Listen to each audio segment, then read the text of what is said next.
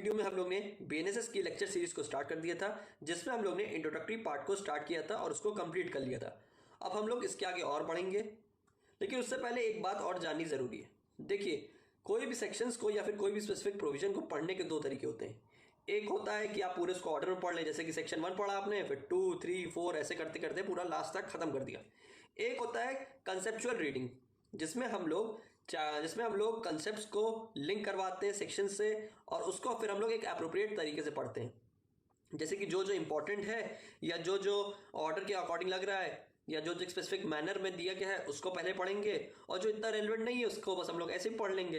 तो ये दो तरीके होते हैं। मैं आपको सेकंड तरीके से ही पढ़ूंगा, क्योंकि अब अगर ऑर्डर से पढ़ लेंगे तो आप तो फिर ऐसे कोई भी वीडियो देख के पढ़ लीजिए, उसमें ऑर्डर में ही दिया गया 1 से लेके स्टार्ट होगा, लास्ट तक खत्म कर देंगे।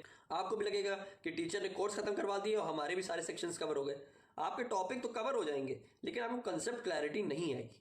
यानी कि जो आपको मेन पढ़ना है, जो आपका एक स्ट्रक्चर डिजाइन किया जाता है किसी भी चीज को पढ़ने का, वो आप ऐसे नहीं समझ पाएंगे। तो इसीलिए मैं आपको कंसेप्चुअल मैनर में पढ़ाऊंगा, जिससे आप स्टेप बाय स्टेप हर एक चीज को समझते जाएं और कंसेप्ट भी समझते रहें। ठीक है।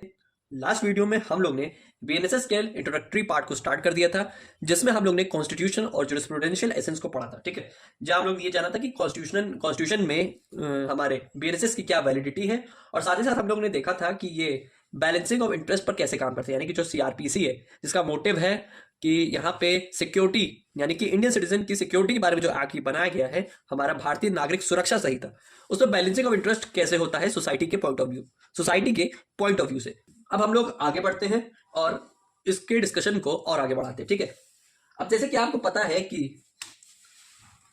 यहाँ पे जैसे हमने भी देखा था कि कॉन्स्टिट्यूशन है, ठीक है, वो मदर ऑफ ऑल लॉज था, यानी कि मदर ऑफ ऑल लॉज था हमारा कॉन्स्टिट्यूशन। वैसे ही हमारे बीएनएसएस में और इवन हर एक स्पेसिफिक सेक्शंस में एक मेजर लॉ, कहने का मतलब है एक मेजर सेक्शन होता है जो सारे सेक्शंस को कवर करता है, जो सारे प्रोविजंस को अपने पकड़ में लेके चलता है। तो वैसे ही सीआरपीसी यानी कि बीएनएसएस में भी एक सेक्शन दिया गया है।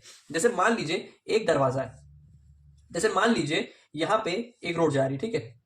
अब यहां पे एक रास्ता इधर जाता है, एक रास्ता इधर जाता है और एक रास्ता इधर जा रहा है, ठीक है।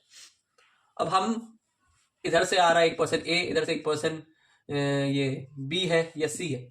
अब यहाँ पे इधर से ए जा रहा है, इधर से बी जा रहा है, उधर से सी जा रहा है। ये तीनों पर्सन जा तो रहे हैं अलग अलग रास्ते से, लेकिन ये मिलेंगे कहाँ पे? इसी रोड पे, है ना। यहाँ पे 3 पर्सन है, अलग अलग रोड से जा रहे हैं, लेकिन यहाँ पे कहाँ मीट अप कर रहे हैं? बीएनएसएस की मेन रोड पे।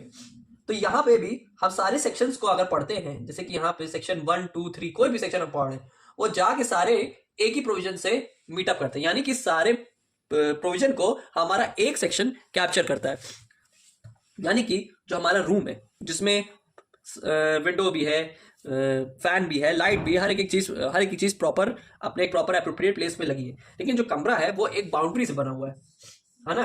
सारे तरफ इसमें वॉल्स लगे हुए हैं, चारों तरफ इसमें दीवार है। तो हमारे दीवार का काम हमारा कौन करता है? सेक्शन 528 हमारे बीएनएसएस का, ठीक है।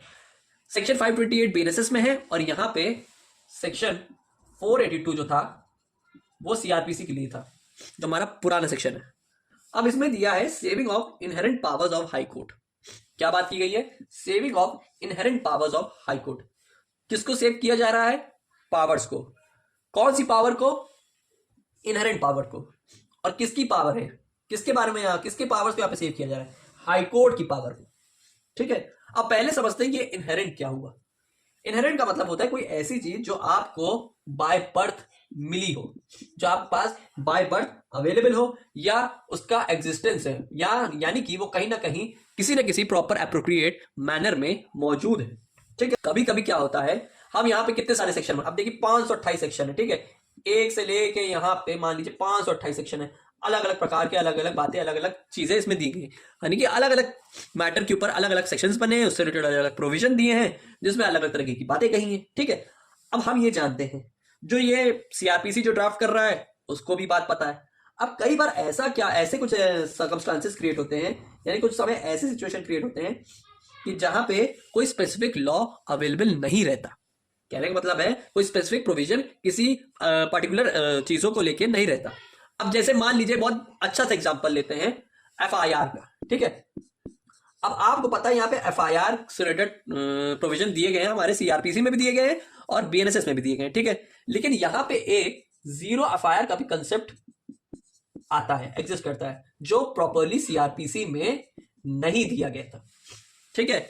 अब जीरो एफआईआर का क्या मतलब हो गया कि कोई ऐसी रिपोर्ट या कोई ऐसी इंफॉर्मेशन जो हमें दर्ज करवानी कोई ऐसे पुलिस स्टेशन में जहां पे वो क्राइम अकर्ड ही नहीं हुआ।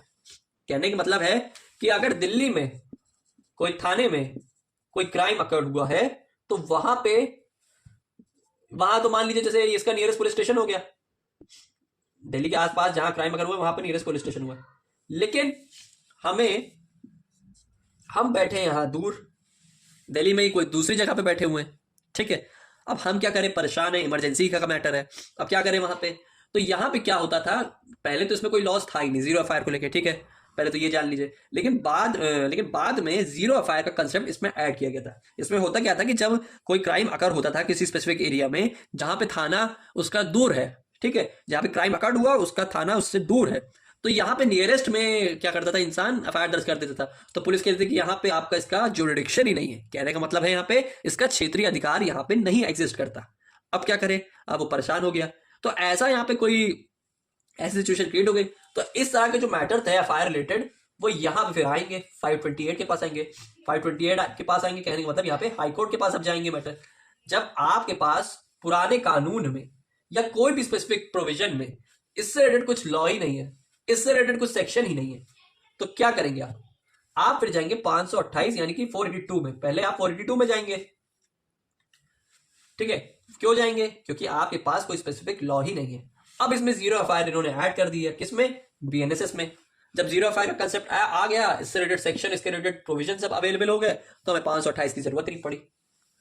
अब आप यहां समझ रहे होंगे कि 528 का यूसेज कैसे है और इसका क्यों यूसेज है।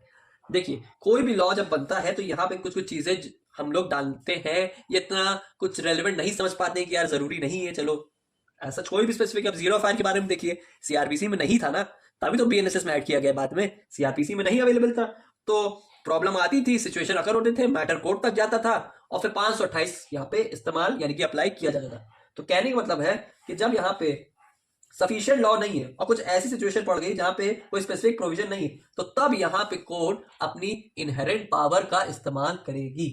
इनहेरेंट पावर दैट मींस कि यहां पे वो अब अपने कानूनी ताकत का इस्तेमाल, अपने लीगल पावर का इस्तेमाल करेगी। कौन, हाई कोर्ट। क्यों करेगी, ताकि उस स्पेसिफिक मैटर में, उस स्पेसिफिक सिचुएशन में कोई रास्ता निकाला जा सके, ठीक है। अब मान लीजिए रास्ते की बात आ गई, अब यही है, ठीक है। अब यहां पे 3 लोग जा रहे हैं, अब मान लीजिए यहां पे एक ही रोड है, चलिए अब यहां से एक रोड आ गई, अब यहां पे हमको यहां जाना है, इस तरफ, मतलब इधर से हमको इधर आना है, यहां पे वो जगह ही नहीं है, रोड खराब है, टूटी है, डैमेज है, कुछ भी सिचुएशन यहां पे क्रिएट हुआ है। अब हम कैसे यहां तक पहुंचेंगे, तो उसके लिए यहां पे इसको रिपेयर किया जाएगा। तो उस रिपेयर का काम करता है हमारा हाई कोर्ट, यानी कि इनहेरेंट पावर्स हमारे पास यहाँ पे अवेलेबल की गई है सेक्शन 528 में, जो बात करती है कि यहाँ पे अगर कोई स्पेसिफिक लॉ अवेलेबल नहीं है किसी पर्टिकुलर एक्ट को लेके, तो आप आइए 528 की पावर का इस्तेमाल यहाँ पे हाईकोर्ट करेगी और आपके लिए कुछ स्पेसिफिक, कुछ उसमें कंक्लूजन यानी कि निष्कर्ष निकाला जाएगा, ठीक है। सिंपली इसका मतलब, कहने का मतलब यही है, ठीक है। ये बेसिकली एक तरीके का डिक्लेरेटरी प्रोविजन है, जो कोई यहाँ पे ये नहीं बताता कि ये लॉ यहाँ पे क्यों इंपॉर्टेंट है, ये सिंपली बता रहा है कि यहाँ पे इनहेरेंट पावर्स का एग्जिस्टेंस है, इनहेरेंट पावर्स यहाँ पे लाई करती है, हाईकोर्ट के पास ये पावर है, ठीक है, कि यहाँ पे उससे डिक्लेयर किया जा सके जस्टिस, ठीक। ये इसका बेसिक सा कॉन्सेप्ट है 528 को लेके। अब स्पेसिफिक पॉइंट्स कुछ लिख लेते हैं नोट्स पॉइंट ऑफ व्यू से। अब देखिए यहाँ पे हम डालेंगे BNSS 528। अब इससे रिलेटेड कुछ नेसेसरी पॉइंट्स लिख सकते हैं ताकि एक नोट्स पॉइंट ऑफ व्यू से भी आप समझ सके और जाहिर सी बात है कि कंसेप्ट क्लैरिटी आपके में आ सके। तो यहां पे इनहेरेंट पावर्स की बात की जा रही है, जिसका मतलब है बाय बर्थ या फिर ऐसी पावर जो एग्जिस्टेंस में है, लाई करती है, ठीक है, कोर्ट के पास। ये एक डिक्लेरेटरी प्रोविजन है, it prevent the abuse of any process of court, ठीक है, to secure the end of justice, ठीक। एंड ऑफ जस्टिस के यहां पे बात की जा रही है यहां पे रेसिडुअरी पावर की। पांचवा पॉइंट यहां पे है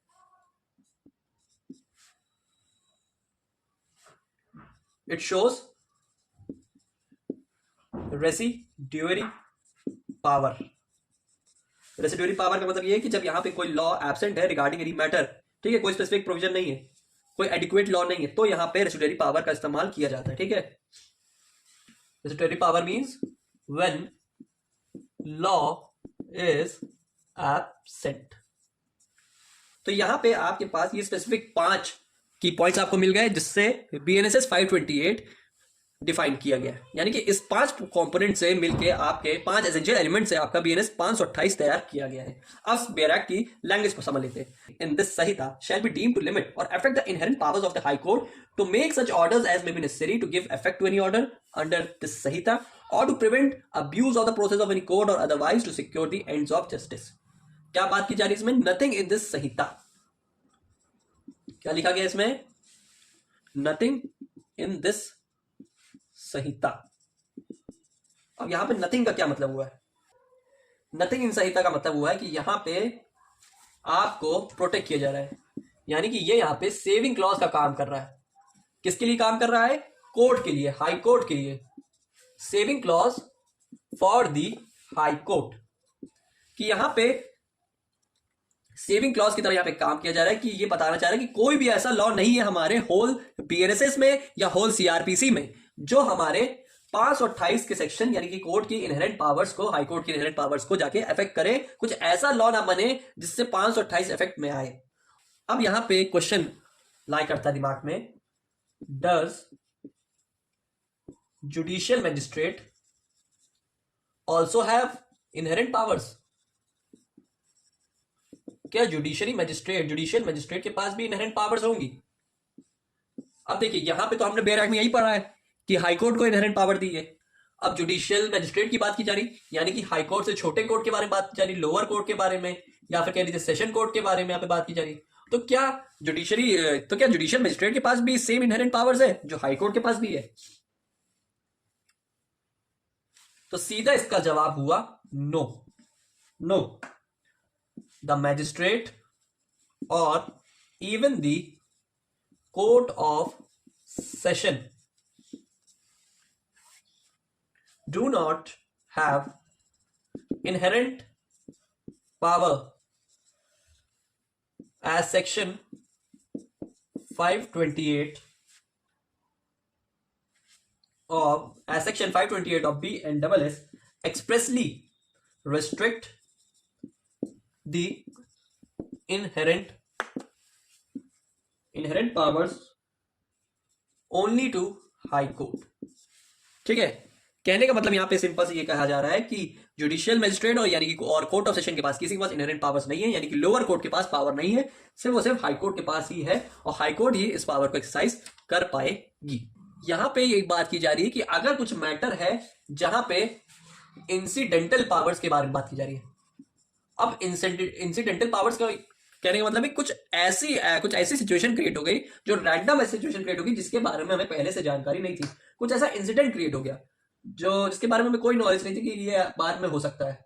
देखिए कहने का मतलब यहाँ पे किया जा रहा है कि यहाँ पे इन जनरल जुडिशियल मैजिस्ट्रेट के पास यानी कि लोअर कोर्ट के पास कोई इनहेरेंट पावर नहीं है, लेकिन अगर हाई कोर्ट उसको एक्सरसाइज करने की अथॉरिटी देती है, यानी कि पावर देती है कि कुछ ऐसा इंसिडेंटल मैटर हो गया, कुछ अचानक सिचुएशन घटना घट गई है, तो यहाँ पे मैजिस्ट्रेट के पास इंसिडेंटल पावर में एक्शन लेने की पावर है। ठीक है, मैजिस्ट्रेट जो है यहाँ पे ऑर्डर दे सकता है, कुछ ऐसा सिचुएशन क्रिएट कर सकता है, यानी कि यहाँ पे इन्वेस्टिगेशन करने का वो ऑर्डर पास कर सकता है। ऐसी सब सिचुएशन में इंसिडेंटल मैटर में जुडिशियल मैजिस्ट्रेट अपनी इनहेरेंट पावर को यूज कर सकती है, लेकिन with prior permission of the high court. लेकिन other than that in general यहाँ पे इनहेरेंट पावर सिर्फ और सिर्फ हाई कोर्ट के पास ही रहती है। आई होप आपको कंसेप्ट आज का अच्छे से समझ आया हो। तो मिलते हैं BNSS की नेक्स्ट लेक्चर वीडियो पर।